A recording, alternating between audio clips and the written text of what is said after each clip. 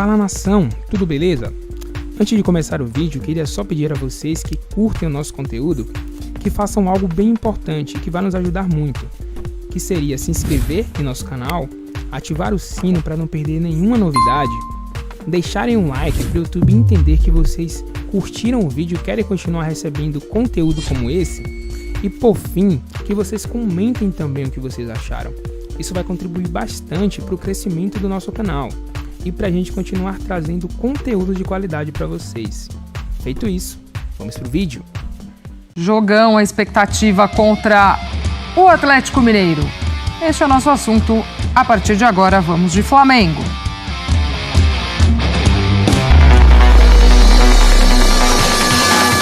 Já não há mais tempo para testes, pelo menos até domingo. A temporada brasileira aponta para o primeiro grande confronto de Paulo Souza à frente do Flamengo. Nada definitivo, claro, mas há uma taça em jogo. Olhos virados para o campo, para qual time vai ser escalado. Contra o Madureira, vários jogadores graúdos ficaram apenas no banco. Gabigol, Felipe Luiz, outros como Arrascaeta nem mesmo foram relacionados. Um indicativo de dosar de forças para a defesa do título da Supercopa. Um duelo de equipes com técnicos em início de trabalho. Fez uma época extraordinária, na época passada, ganhando praticamente tudo, ou seja, motivados, com uma equipa base, ou seja, penso eu que o meu colega vai dando continuidade a esses mesmos processos de vitória, dentro daquilo que é o seu elenco e a sua equipa. Nós iniciámos um processo completamente novo, onde temos vindo a crescer bastante. Vai ser com certeza um jogo digno de final e com certeza a nossa grande vantagem pode não ser os processos, ou seja, tem os processos iniciais, mas a nossa grande vantagem é a nossa nação, que vai estar connosco com certeza, que nos vai ajudar, que nos vai empurrar a vencer e trazermos a taça para o Rio. Nos 5 jogos que comandou o Flamengo, Paulo Souza alternou equipes. A formação se manteve quase sempre em um 3-4-2-1. No vai e vem das atuações, houve quem ganhou destaque diante do técnico e da torcida. João Gomes, por exemplo, deixou a partida contra o Madureira com o nome gritado pela arquibancada e já foi muito elogiado pelo mister. Vitalidade e boa técnica chamam a atenção. O goleiro Hugo também parece em alta com o novo treinador. Foi titular em 4 dos 5 jogos. O Ilharão também é outra referência. Atuou nos 5 jogos. No último, o golaço da vitória contra o Madureira foi dele. E Gabigol é presença certa no ataque. Paulo Souza muda, roda demais o elenco.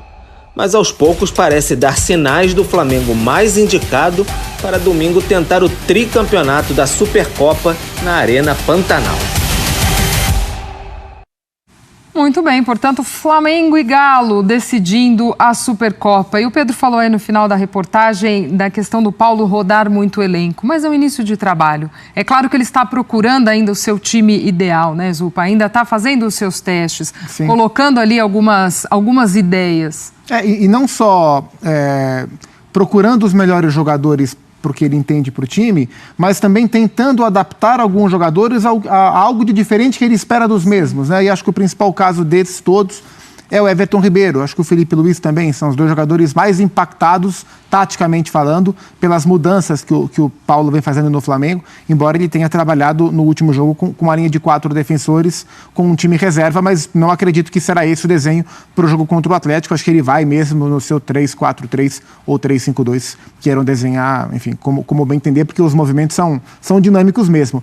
Mas é isso, o jogo contra o Atlético, ele não é um jogo que vai mostrar o que o Flamengo fará na temporada. Na minha visão, o jogo contra o Atlético no domingo, embora valha troféu e dinheiro e a rivalidade, que ela historicamente é acirrada e momentaneamente também ele vai servir para o Paulo Souza validar em um nível de competitividade maior, do ponto de vista técnico, as observações que ele vem fazendo nesses jogos. Então ele teve jogos de Campeonato Carioca contra os mais diferentes adversários, entre eles um clássico, o Fluminense, para observar e para conhecer e para administrar a energia, né, o ponto físico desses jogadores, e tirou algumas conclusões.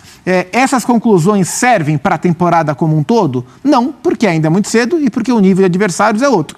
Que tal colocar essas observações, o melhor dessas observações, o que ele entende que hoje é o mais próximo de ser o melhor que ele tem, em um nível de competitividade maior, em algo bem parelho com os principais jogos que ele vai ter na temporada. E aí ele vai medir se chegou no estágio que ele quer, se já está se tá aquém, se um ou outro atleta já superou essa expectativa. Então, é claro que existe a rivalidade. É claro que o troféu é importante. Não tenho dúvidas que se o Flamengo perder para o Atlético, diversos setores da nossa indústria vai ficar aqui questionando se esse Paulo Souza é isso mesmo, se já não é hora de cobrar um pouco mais de resultado, esse monte de coisa que infelizmente sempre acontece. Agora, para o trabalho do Paulo como um todo, é mais uma validação do que ele vem observando do que propriamente uma comprovação do que será ou não será o ano do Flamengo. É isso, porque ele pode ter uma crença agora e que chega ali no gramado em Cuiabá, ele vê, não deu certo, né? E aí ele vai tirando conclusão daqui para frente.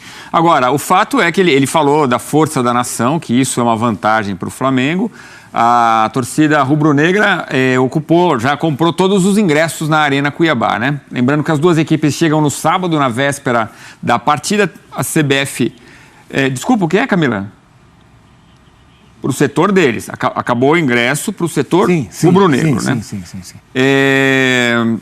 Agora, André, tem um favorito, na sua opinião, neste momento? O Atlético, por ter sido campeão recentemente? Eu acho que talvez não seja o suficiente para considerar o Atlético o favorito, mas o Atlético chega para esse jogo num estágio um pouco à frente do Flamengo em termos de formação de equipe.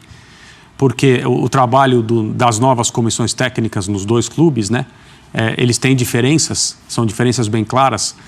As transformações que a nova comissão técnica do Atlético pretende fazer no time, elas são menores e menos impactantes do que aquilo que o Paulo Souza e os seus auxiliares pretendem fazer no Flamengo. Então, existe uma linha no Atlético que é menos... de ruptura? Bagunçada, né, no bom sentido, em termos de... Do que vai precisar ser feito, das experimentações, jogador em outra função, né? Por exemplo, não vejo o Mohamed fazendo nenhuma experiência no time do Atlético Mineiro comparável ao que uma delas o Paulo Souza fez no Flamengo, que é o Isla como zagueiro lateral pela direita, jogando na construção, na saída de bola, que me parece ser uma ideia que ele já descartou, porque o Isla é um jogador para receber a bola na frente, como atacante, ele tem uma outra característica. Então, as experimentações que o Paulo Souza está fazendo, elas têm um nível de impacto na construção do time. Enquanto o Mohamed, que está dando ao Atlético o seu jeito de jogar, está escolhendo jogadores conforme os seus conceitos e as suas ideias, mas é mais linear em relação ao que o Atlético fazia quando era comandado pelo Cuca numa temporada histórica de 2021. Então eu não sei se dá para considerar o Atlético favorito. O que dá para perceber é um Atlético um pouco à frente do Flamengo na formação de equipe. E isso faz diferença. Significa que o Atlético vai ganhar do Flamengo? É evidente que não. Mas quando o Paulo Souza diz, faz o elogio que ele fez ontem, aliás, ele tem sido bastante cordial, bastante calmo nas suas entrevistas, até na noite em que foi xingado de burro, em pleno campeonato estadual, num treino com uniforme. Ele foi gentil, falou que compreende a cultura, compreende a emoção do torcedor, mas enquanto isso ele segue fazendo o trabalho dele da maneira que ele planejou. E isso é muito bom para o Flamengo, porque se ele fizer concessões agora, no início do trabalho, é muito ruim. Não creio que seja para isso que as ideias dele foram trazidas para o Brasil para trabalhar no Flamengo. Mas eu acho que o Atlético está um pouco à frente.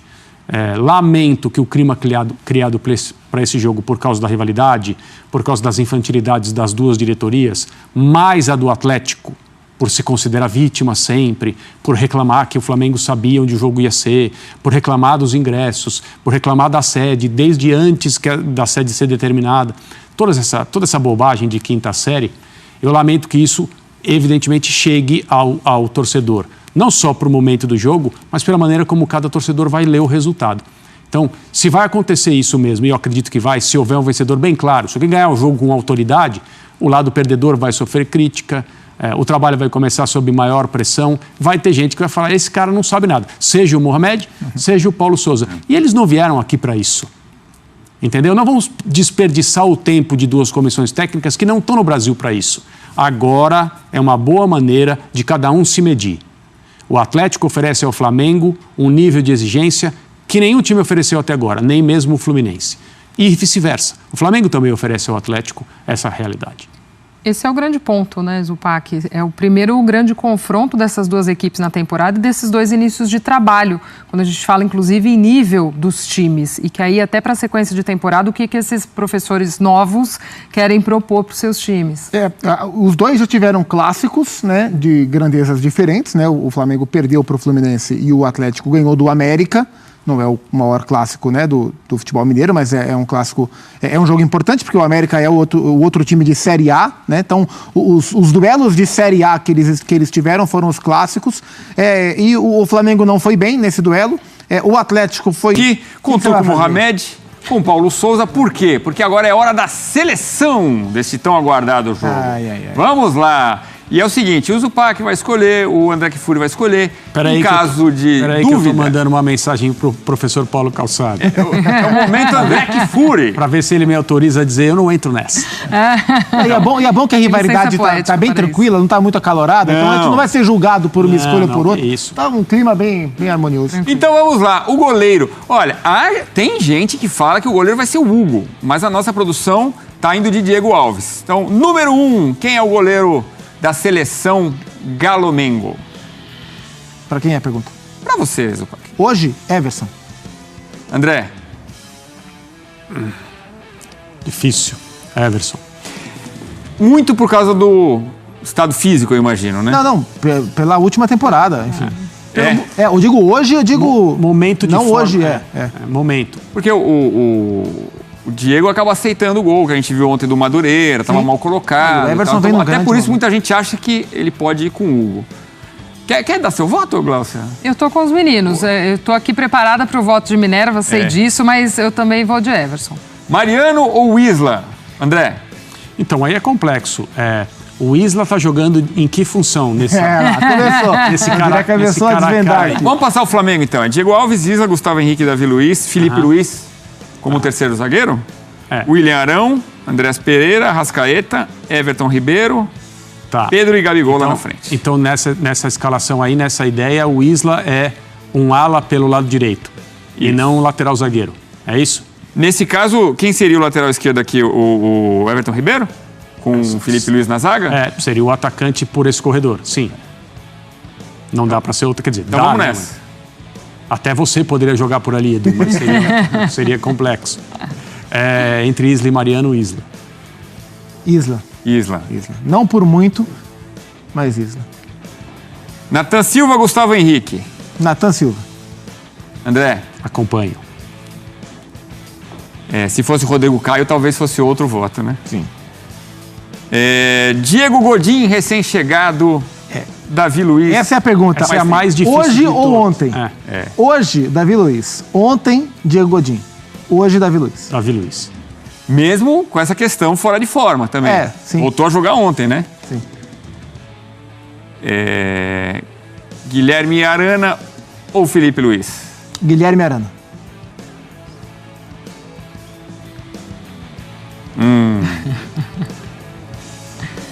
Para o momento, Guilherme Arana. Até aqui, Glaucia. Tá alternado o negócio aí, hein? Não repetiu um ainda. Everson Luiz, Nathan Silva, Davi Luiz e Guilherme Arana. Um lá, um cá. Mas aqui não tivemos polêmica ainda. Ainda não. Estamos concordando todos aí, hein? Meiuca. O Alan ou o William Arão? William Arão.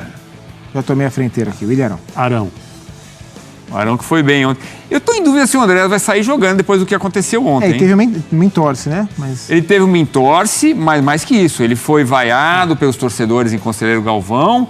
E aí ele ficou nervoso, poderia ter sido expulso por um lance que levou só o amarelo e o Paulo Sousa tirou. Agora, se for tirar todo mundo que vaiar, não vai sobrar ninguém. Vou jogar eu, você, o André e a Glaucia. Mas eu não acho que ele vai jogar. Mas a produção acha que você vai ter que votar. Esse é o problema. A vida é assim, é duro. Escreve aí. André não acha que o Andréas Pereira vai jogar. O bom aqui no touch é o Zupac, que aperta aqui, aperta ali, tem olhar à distância, tem flechinha. Entre o Andréas e o Jair, eu fico com o Andréas. Andréas Pereira. Tá. Então, aqui tivemos pela primeira vez... Mas você não perguntou pro o Gustavo. Zupa falou também, Eu mandei via você mandou, aplicativo tá, instantâneo ok. de mensagem. Eu vi no olhar dele. Ok. Mandei no zap. Bom, Nacho ou Arrasca? Que duelo, hein? Esse é bom, hein? Arrascaeta. Sim. Sim. Arrascaeta. Opa, cliquei errado aqui. Arrascaeta. A produção foi esperta, porque lá no fim ela evitou o duelo que derrubaria todas as redes sociais nossas. A produção ela fez uma mistureba ali. Deixa eu ajudar esse povo. Que seria o duelo Hulk e Gabigol. Por enquanto a gente está aqui, Zarate e Everton Ribeiro. Matias Zarate é o meu voto. Para o momento, também acho.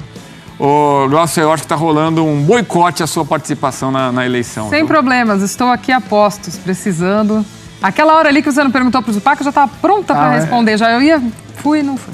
Fechando com o André, Hulk e Gabriel. Hulk e Gabriel.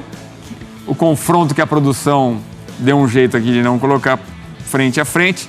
Hulk o e Gabriel mandou aquele olhar agora. Não, e com uma diferença nos dois duelos, né? Porque o duelo Hulk-Pedro envolve o Hulk, que é o principal jogador do Atlético e não tem um começo de temporada tão forte assim, e falar de forte não é nenhum tipo de trocadilho, mas o Pedro não começou bem a temporada. Tecnicamente, embora tenha marcado já alguns, o Pedro não começa tão bem, diferentemente do Keno. O Keno começa bem a temporada, teve Covid, voltou contra o América, foi fundamental para o Galo vencer o Clássico no segundo tempo, mas é Gabriel, né? Olha, eu fiz uma malandragem aqui, eu inverti, botei o Hulk embaixo pra quê? Pra ficar Zaratio, Gabigol e Hulk, pra ter um sim ou não. Só repetimos no meio-campo que deu rubro-negro. É. O resto foi alternado. Então temos... Vamos passar a seleção inteira? Everson, Isla, Natan Silva, Davi Luiz, Guilherme Arana, William Arão, Andréas Pereira, Arrasca, Zaratio, Gabigol e Hulk. Que ataque é esse, hein, senhoras e senhores? Que time, hein? Então, 1, 2, 3, 4, 5 atleticanos e 6 rubro-negros. Empate técnico, né, Glaucia? Bom, time forte. Bom time. Olha só, antes da gente ir pro intervalo... E foi isso, meus queridos amigos. Se você gostou deste vídeo, deixa o like, comenta, se inscreve e ativa as notificações. E nos vemos no próximo vídeo.